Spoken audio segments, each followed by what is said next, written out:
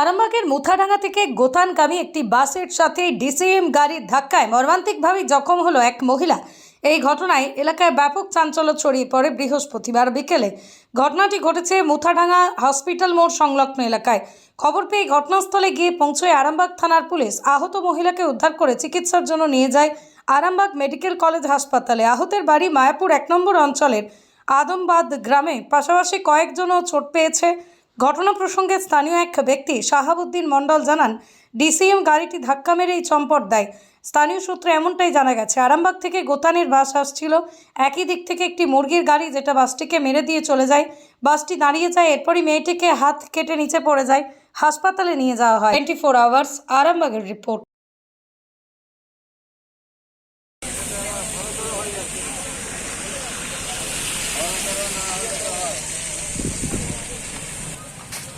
গাড়ি নাম্বার দেখো তো একবার।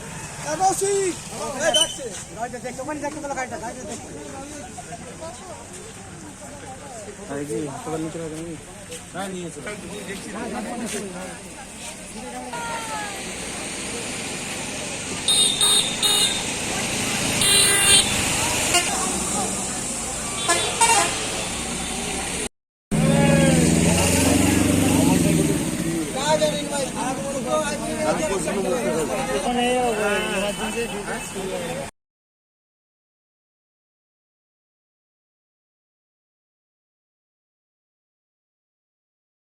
হচ্ছিল আরামবাগ থেকে গোতানের বাস আসছিল, ঠিক আছে। এরা এই দিক থেকে একটা মুরগির গাড়ি যাচ্ছিল আরামবাগ দিকে যাচ্ছিল। এবারে ওইটা গরম করে এসে বাসটাকে মেরে দেয়। মারার পরে ছোট গাড়িটা বেরিয়ে চলে যায়, বাসটা দাঁড়িয়ে যায়। পরবর্তীতে ওই যে মেয়েটার হাত কেটে গেছিল, হাত ওকে আবার হসপিটালে পাঠানো হয়। স্থানীয়রা উদ্ধার করে নিয়ে গেছে। হ্যাঁ, স্থানীয়রা উদ্ধার করে ওকে হসপিটালে পাঠানো হয়। এখন কি রকম আছে? এখন হাতটা কেটে নিচে পড়েছিল, ওটাকে বস্তা করে হসপিটালে পাঠানো হয়েছে। কজন আহত হয়েছে? একজনের হাত কেটে গেছে, আর বাকি সবাই টুকটাক হয়তো লেগেছে। এটা কোন জায়গা? এটা মুথাডাঙ্গা হসপিটাল মোড়।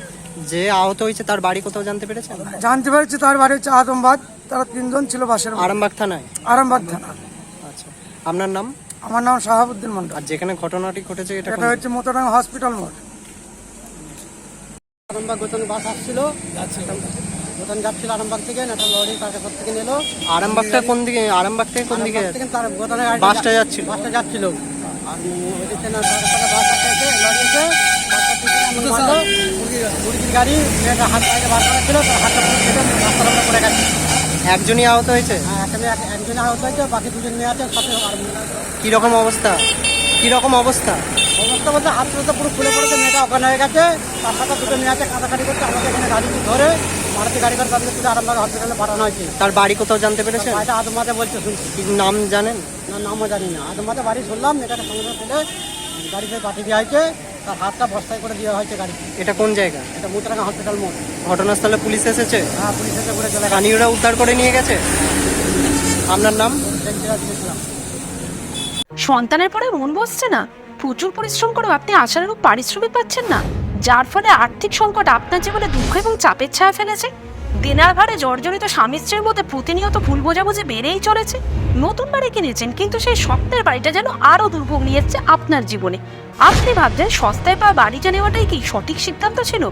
এমনই সব দ্বিধাদ্বন্দ্ব এবং জীবনের কঠিন মুহূর্তে আপনাকে সঠিক পথে পরিচালিত করবেন আন্তর্জাতিক খ্যাতিসম্পন্ন স্বর্ণপদক ও স্বর্ণ মুকুটপ্রাপ্ত ডক্টর অজয় শাস্ত্রী।